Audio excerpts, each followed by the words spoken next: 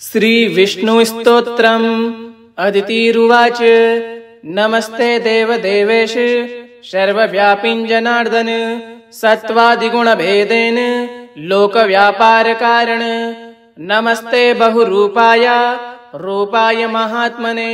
सर्वैकरूपरूपाय निर्गुणाय गुणात्मने। नमस्ते लोकनाथाय परमज्ञानरूपिणे सद्भक्तजनवात्सल्य शालिने मंगलात्मने। यस्यावताररूपाणि हास्यन्ति मुनीश्वरा तमादिपुरुषं देवं नमामि हार्तसिद्धये। श्रुत्यो यं न जानन्ति च सूरय तं नमामि जगद्येतुं समायं चाप्यमायिनं। यस्यावलोकनं चित्रं मायोपद्रवकारणं जगद्रूपं जगद्रेतुं तं वन्दे सर्ववन्दितं। यत्पादाम्बुजकिञ्जल्क सेवा रक्षितमस्तकः अवापुः परमां सिद्धिं तं वन्दे कमलाधवं। यस्य ब्रह्मादयो देवा महिमानं न वै विदुः अत्यासन्नं च भक्तानां तं वन्दे भक्तसङ्गिनं। यो देवयक्तसङ्गानां शान्तानं करुणाणवं करोतु आत्मनः सङ्गं तं देवं सङ्गवर्जितं। यज्ञेश्वरं यज्ञकर्म सुनिष्ठितं नमामि यज्ञफलदं यज्ञकर्म प्रबोधकम्। अजामिलोऽपि पापात्मा यन्नामोच्चारणादनु प्राप्तवान् परमं धाम तं वन्दे लोकसाक्षिणम्। हरिरूपी महादेवः शिवरूपी जनार्दनः इति लोकस्य नेता यस्तं नमामि जगद्गुरुं। ब्रह्माद्या अपि देवेशा यन्माया पापयन्त्रिता न जानन्ति परमं भावं तं वन्दे सर्वनायकम्। हृत्पद्मस्थोऽपि योगयानां दूरस्थ इव भासते प्रमाणातीतसद्भावस्थं वन्दे ज्ञानसाक्षिणम्। यन्मुखा ब्राह्मणो जातो बाहुभ्यां क्षत्रियो जनी उर्वो वैश्य समुत्पन्नः पद्माभ्यां शूद्रो भजायत। मनश्चन्द्रमा जातः सूर्यश्च चक्षुषुः मुखादग्रस्थेन्द्रस्य प्राणादायुर्जायत। ऋजुःषामरूपाय सत्यस्वर्गगतात्मने षडङ्गरूपिणे तुभ्यं भूयो भूयो नमाम्यहम्। नमस्ते देवदेवेश सर्वव्यापिञ्जनार्दन सत्त्वादिगुणभेदेन लोकव्यापारकारण। नमस्ते बहुरूपाय रूपाय महात्मने सर्वैकरूपरूपाय निर्गुणाय गुणात्मने। नमस्ते लोकनाथाय परमज्ञानरूपिणे सद्भक्तजनवात्सल्य शालिने मंगलात्मने। यस्यावताररूपाणि हास्यन्ति मुनीश्वरा तमादिपुरुषं देवं नमामि हार्तसिद्धये। श्रुत्यो यं न जानन्ति च सूरय तं नमामि जगद्येतुं समायं चाप्यमायिनं। यस्यावलोकनं चित्रं मायोपद्रवकारणं जगद्रूपं जगद्रेतुं तं वन्दे सर्ववन्दितं। यत्पादाम्बुजकिञ्जल्क सेवा रक्षितमस्तकः अवापुः परमां सिद्धिं तं वन्दे कमलाधवं। यस्य ब्रह्मादयो देवा महिमानं न वै विदुः अत्यासन्नं च भक्तानां तं वन्दे भक्तसङ्गिनं। यो देवयक्तसङ्गानां शान्तानं करुणाणवं करोतु आत्मनः सङ्गं तं देवं सङ्गवर्जितं। यज्ञेश्वरं यज्ञकर्म सुनिष्ठितं नमामि यज्ञफलदं यज्ञकर्म प्रबोधकम्। अजामिलोऽपि पापात्मा यन्नामोच्चारणादनु प्राप्तवान् परमं धाम तं वन्दे लोकसाक्षिणम्। हरिरूपी महादेवः शिवरूपी जनार्दनः इति लोकस्य नेता यस्तं नमामि जगद्गुरुं। ब्रह्माद्या अपि देवेशा यन्माया पापयन्त्रिता न जानन्ति परमं भावं तं वन्दे सर्वनायकम्। हृत्पद्मस्थोऽपि योगयानां दूरस्थ इव भासते प्रमाणातीतसद्भावस्थं वन्दे ज्ञानसाक्षिणम्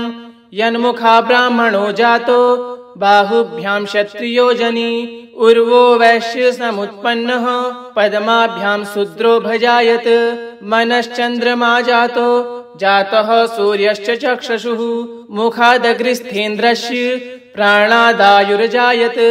ऋजुःषामरूपाय सत्यस्वर्गगतात्मने षडङ्गरूपिणे तुभ्यं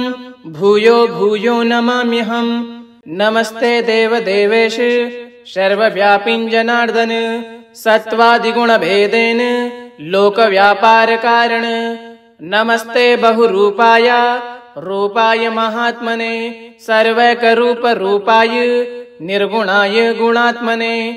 नमस्ते लोकनाथाय परमज्ञानरूपिणे सद्भक्तजनवात्सल्य शालिने मङ्गलात्मने यस्यावताररूपाणि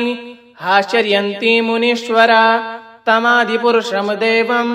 नमामि हार्थसिद्धये श्रुत्यो यं न जानन्ति च सूरय तं नमामि जगद्येतुं समायं चाप्यमायिनं यस्यावलोकनं चित्रं मायोपद्रवकारणं जगद्रूपं जगद्रेतुं तं वन्दे सर्ववन्दितं यत्पादाम्बुजकिञ्जल्क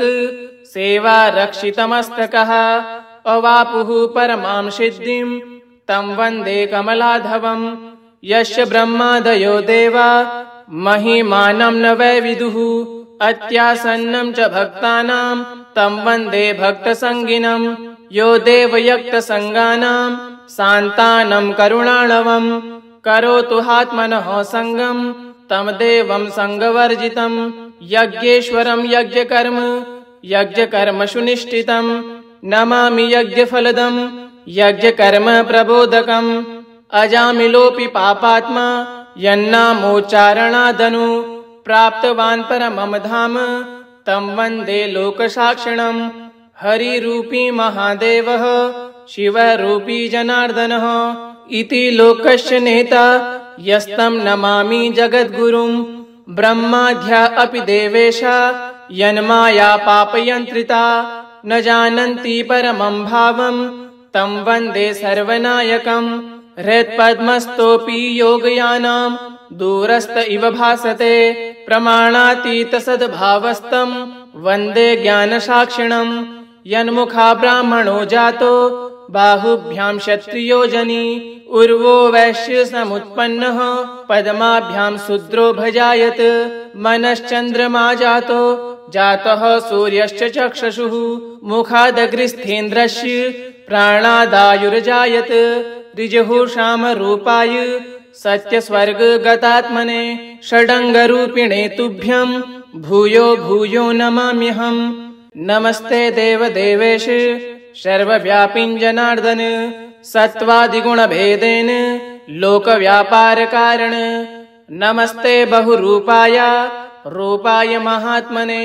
सर्वैकरूपरूपाय निर्गुणाय गुणात्मने नमस्ते लोकनाथाय परमज्ञानरूपिणे सद्भक्तजनवात्सल्य शालिने मङ्गलात्मने यस्यावताररूपाणि आश्चर्यन्ति मुनीश्वरा तमादिपुरुषं देवं नमामि हार्थसिद्धये श्रुत्यो यं न जानन्ति च सूरय तं नमामि जगद्येतुं समायं चाप्यमायिनं यस्यावलोकनं चित्रं मायोपद्रवकारणं जगद्रूपं जगद्रेतुं तं वन्दे सर्ववन्दितं यत्पादाम्बुजकिञ्जल्क सेवा रक्षितमस्तकः अवापुः परमां सिद्धिं तं वन्दे कमलाधवं यस्य ब्रह्मादयो देवा महिमानं न वै विदुः अत्यासन्नं च भक्तानां तं वन्दे भक्तसङ्गिनं यो देवयक्तसङ्गानां शान्तानं करुणाणवं करोतु आत्मनः सङ्गं तं देवं सङ्गवर्जितं यज्ञेश्वरं यज्ञकर्म सुनिष्ठितं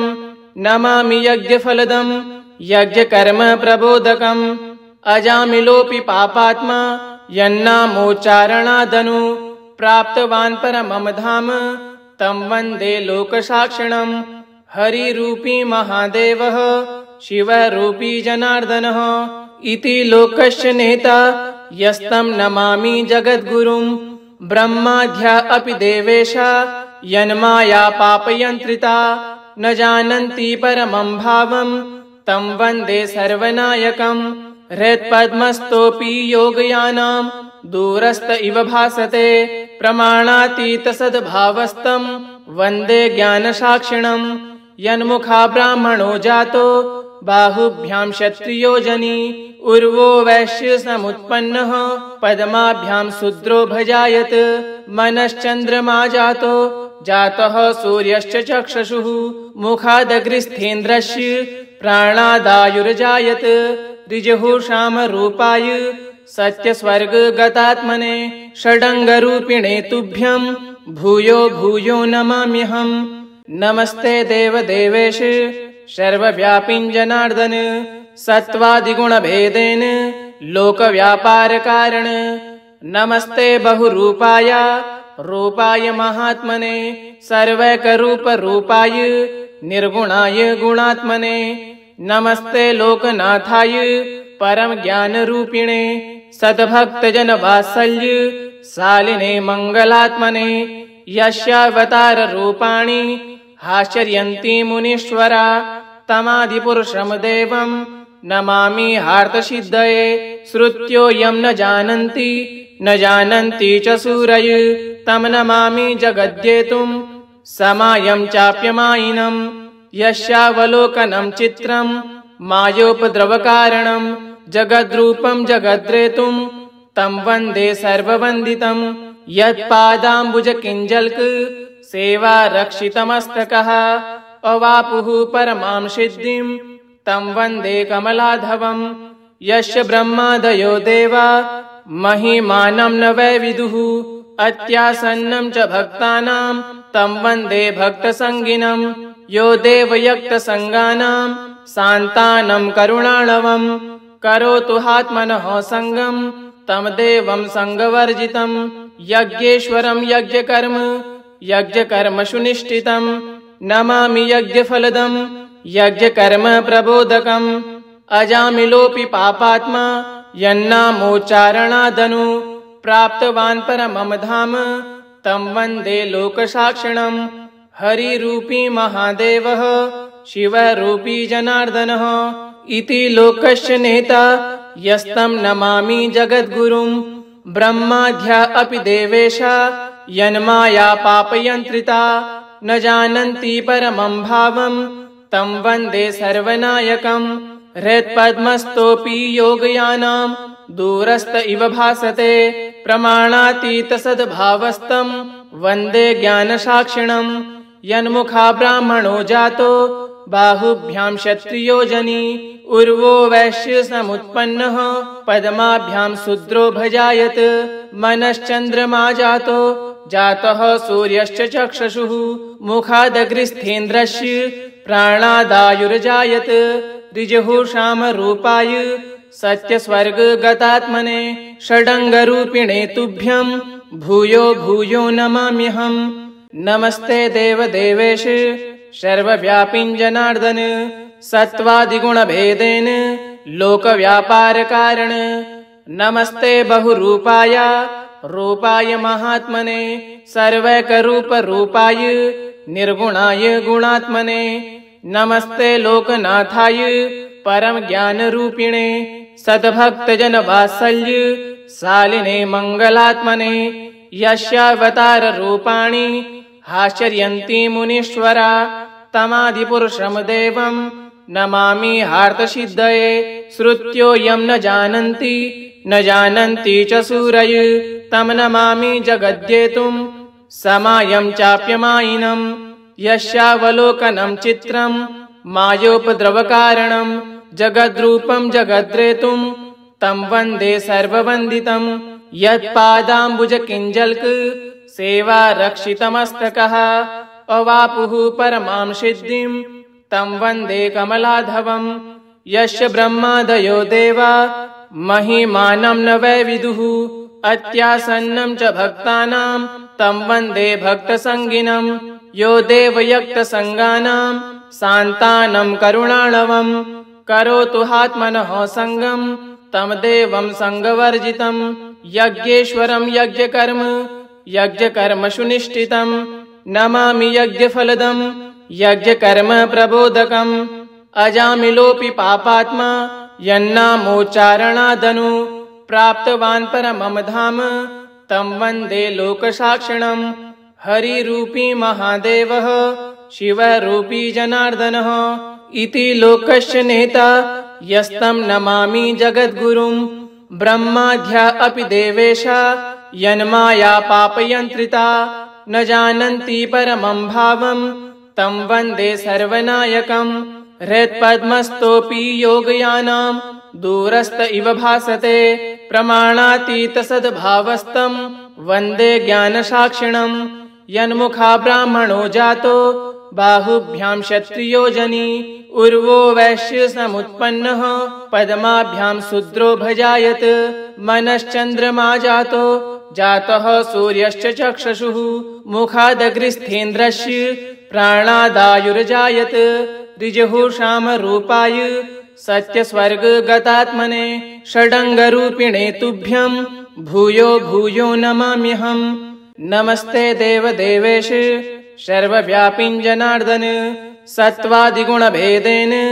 लोकव्यापारकारण नमस्ते बहुरूपाय महात्मने सर्वैकरूपरूपाय निर्गुणाय गुणात्मने नमस्ते लोकनाथाय परम ज्ञानरूपिणे सद्भक्तजनवात्सल्य शालिने मङ्गलात्मने यस्यावताररूपाणि आश्चर्यन्ति मुनीश्वरा तमादिपुरुषं देवं नमामि हार्तसिद्धये श्रुत्यो यं न जानन्ति च सूरय तं नमामि जगद्येतुं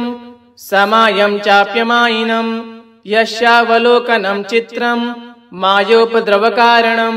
जगद्रूपं जगद्रेतुं तं वन्दे सर्ववन्दितं यत्पादाम्बुजकिञ्जल्क सेवा रक्षितमस्तकः अवापुः परमां सिद्धिं तं वन्दे कमलाधवं यस्य ब्रह्मादयो देवा महिमानं न वै विदुः अत्यासन्नं च भक्तानां तं वन्दे भक्तसङ्गिनं यो देवयक्तसङ्गानां शान्तानं करुणाणवं करोतु आत्मनः सङ्गं तं देवं सङ्गवर्जितं यज्ञेश्वरं यज्ञकर्म सुनिष्ठितं नमामि यज्ञफलदं यज्ञकर्म प्रबोधकम् अजामिलोऽपि पापात्मा यन्नामोच्चारणादनु प्राप्तवान् परमं धाम तं वन्दे लोकसाक्षिणम् हरिरूपी महादेवः शिवरूपी जनार्दनः इति लोकस्य नेता यस्तं नमामि जगद्गुरुं ब्रह्माद्या अपि देवेशा यन्माया पापयन्त्रिता न जानन्ति परमं भावं तं वन्दे सर्वनायकम् हृत्पद्मस्थोऽपि योगयानां दूरस्थ इव भासते प्रमाणातीतसद्भावस्तं वन्दे ज्ञानसाक्षिणम् यन्मुखा ब्राह्मणो जातो बाहुभ्यां क्षत्रियो जनी उर्वो वैश्य समुत्पन्नः पद्माभ्यां शूद्रो भजायत मनश्चन्द्रमा जातः सूर्यश्च चक्षुषुः मुखादग्रस्थेन्द्रस्य प्राणादायुर्जायत ऋजुःषामरूपाय सत्यस्वर्गगतात्मने षडङ्गरूपिणे तुभ्यं भूयो भूयो नमाम्यहम् नमस्ते देवदेवेश सर्वव्यापिन् जनार्दन सत्त्वादिगुणभेदेन लोकव्यापारकारण नमस्ते बहुरूपाय महात्मने सर्वैकरूपरूपाय निर्गुणाय गुणात्मने नमस्ते लोकनाथाय परम ज्ञानरूपिणे सद्भक्तजनवात्सल्य शालिने मङ्गलात्मने यस्यावताररूपाणि आश्चर्यन्ति मुनीश्वरा तमादिपुरुषं देवं नमामि हार्तसिद्धये श्रुत्यो यं न जानन्ति च सूरय तं नमामि जगद्येतुं समायं चाप्यमायिनं यस्यावलोकनं चित्रं मायोपद्रवकारणं जगद्रूपं जगद्रेतुं तं वन्दे सर्ववन्दितं यत्पादाम्बुजकिञ्जल्क सेवा रक्षितमस्तकः अवापुः परमां सिद्धिं तं वन्दे कमलाधवं यस्य ब्रह्मादयो देवा महिमानं न वै विदुः अत्यासन्नं च भक्तानां तं वन्दे भक्तसङ्गिनं यो देवयक्तसङ्गानां शान्तानं करुणाणवं करोतु हात्मनः सङ्गं तं देवं सङ्गवर्जितं यज्ञेश्वरं यज्ञकर्म सुनिष्ठितं नमामि यज्ञफलदं यज्ञकर्म प्रबोधकम् अजामिलोऽपि पापात्मा यन्नामोच्चारणादनु प्राप्तवान् परमं धाम तं वन्दे लोकसाक्षिणम् हरिरूपी महादेवः शिवरूपी जनार्दनः इति लोकस्य नेता यस्तं नमामि जगद्गुरुं ब्रह्माद्या अपि देवेशा यन्माया पापयन्त्रिता न जानन्ति परमं भावं तं वन्दे सर्वनायकम् हृत्पद्मस्थोऽपि योगयानां दूरस्थ इव भासते प्रमाणातीतसद्भावस्तं वन्दे ज्ञानसाक्षिणं यन्मुखा ब्राह्मणो जातो बाहुभ्यां क्षत्रियो जनी उर्वो वैश्य समुत्पन्नः पद्माभ्यां शूद्रो भजायत मनश्चन्द्रमा जातः सूर्यश्च चक्षुषुः मुखादग्रस्थेन्द्रस्य प्राणादायुर्जायत ऋजुःषामरूपाय सत्यस्वर्गगतात्मने षडङ्गरूपिणे तुभ्यं भूयो भूयो नमाम्यहम् नमस्ते देवदेवेश सर्वव्यापिं जनार्दन सत्त्वादिगुणभेदेन लोकव्यापारकारण नमस्ते बहुरूपाय महात्मने सर्वैकरूपरूपाय निर्गुणाय गुणात्मने नमस्ते लोकनाथाय परम ज्ञानरूपिणे सद्भक्तजनवात्सल्य शालिने मङ्गलात्मने यस्यावताररूपाणि हास्यन्ति मुनीश्वरा तमादिपुरुषं देवं नमामि हार्तसिद्धये श्रुत्यो यं न जानन्ति च सूरय तं नमामि जगद्येतुं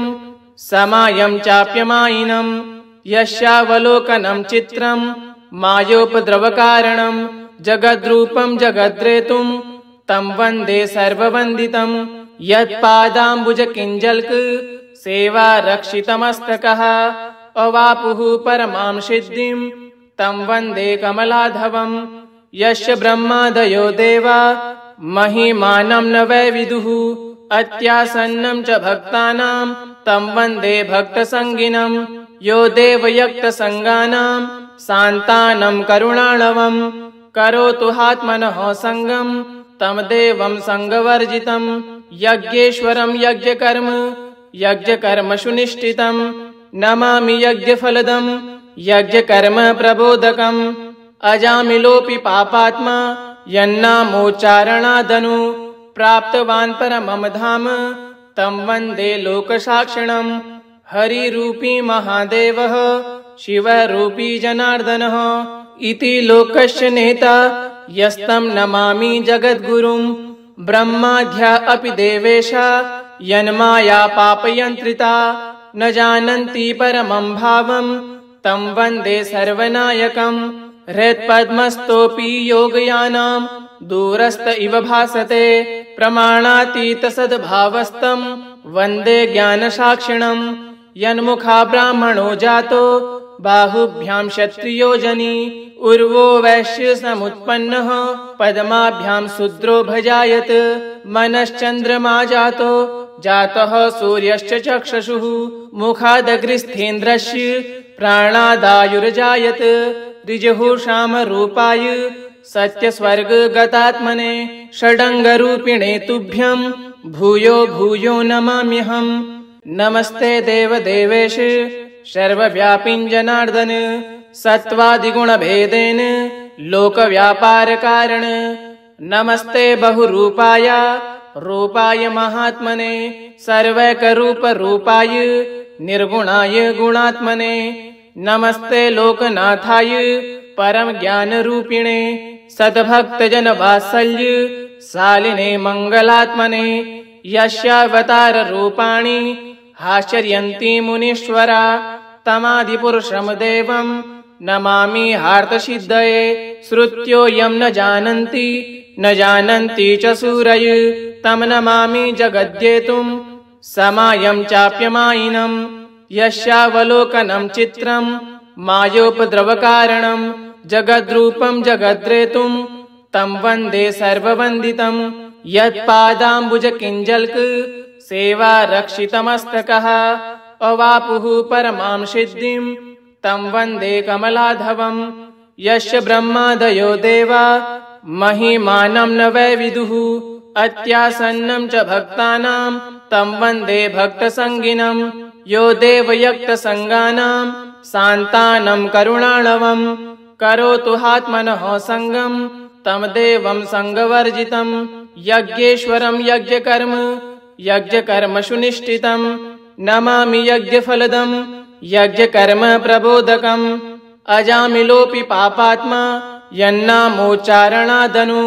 प्राप्तवान् परमं धाम तं वन्दे लोकसाक्षिणं हरिरूपी महादेवः शिवरूपी जनार्दनः इति लोकस्य नेता यस्तं नमामि जगद्गुरुं ब्रह्माद्या अपि देवेशा यन्माया पापयन्त्रिता न जानन्ति परमं भावं तं वन्दे सर्वनायकं हृत्पद्मस्थोऽपि योगयानां दूरस्थ इव भासते प्रमाणातीतसद्भावस्तं वन्दे ज्ञानसाक्षिणं यन्मुखा ब्राह्मणो जातो बाहुभ्यां क्षत्रियो जनी उर्वो वैश्य समुत्पन्नः पद्माभ्यां शूद्रो भजायत मनश्चन्द्रमा जातः सूर्यश्च चक्षुषुः मुखादग्रस्थेन्द्रस्य प्राणादायुर्जायत ऋजुःषामरूपाय सत्यस्वर्गगतात्मने षडङ्गरूपिणे तुभ्यं भूयो भूयो नमाम्यहम् नमस्ते देवदेवेश सर्वव्यापिन् जनार्दन सत्त्वादिगुणभेदेन लोकव्यापारकारण नमस्ते बहुरूपाय महात्मने सर्वैकरूपरूपाय निर्गुणाय गुणात्मने नमस्ते लोकनाथाय परम ज्ञानरूपिणे सद्भक्तजनवात्सल्य शालिने मङ्गलात्मने यस्यावतार रूपाणि हास्यन्ति मुनीश्वरा तमादिपुरुषं देवं नमामि हार्तसिद्धये श्रुत्यो यं न जानन्ति च सूरय तं नमामि जगद्येतुं समायं चाप्यमायिनं यस्यावलोकनं चित्रं मायोपद्रवकारणं जगद्रूपं जगद्रेतुं तं वन्दे सर्ववन्दितं यत्पादाम्बुजकिञ्जल्क सेवा रक्षितमस्तकः अवापुः परमां सिद्धिं तं वन्दे कमलाधवं यस्य ब्रह्मादयो देवा महिमानं न वै विदुः अत्यासन्नं च भक्तानां तं वन्दे भक्तसङ्गिनं यो देवयक्तसङ्गानां शान्तानं करुणाणवं करोतु हात्मनः सङ्गं तं देवं सङ्गवर्जितं यज्ञेश्वरं यज्ञकर्म सुनिष्ठितं नमामि यज्ञफलदं यज्ञकर्म प्रबोधकम् अजामिलोऽपि पापात्मा यन्नामोच्चारणादनु प्राप्तवान् परमं धाम तं वन्दे लोकसाक्षिणं हरिरूपी महादेवः शिवरूपी जनार्दनः इति लोकस्य नेता यस्तं नमामि जगद्गुरुं ब्रह्माद्या अपि देवेशा यन्माया पापयन्त्रिता न जानन्ति परमं भावं तं वन्दे सर्वनायकं हृत्पद्मस्थोऽपि योगयानां दूरस्थ इव भासते प्रमाणातीतसद्भावस्तं वन्दे ज्ञानसाक्षिणं यन्मुखा ब्राह्मणो जातो बाहुभ्यां क्षत्रियो जनी उर्वो वैश्य समुत्पन्नः पद्माभ्यां शूद्रो भजायत मनश्चन्द्रमा जातः सूर्यश्च चक्षुषुः मुखादग्रस्थेन्द्रस्य प्राणादायुर्जायत ऋजुःषामरूपाय सत्यस्वर्गगतात्मने षडङ्गरूपिणे तुभ्यं भूयो भूयो नमाम्यहम्। इति श्री विष्णुस्तोत्रम् सम्पूर्णम्।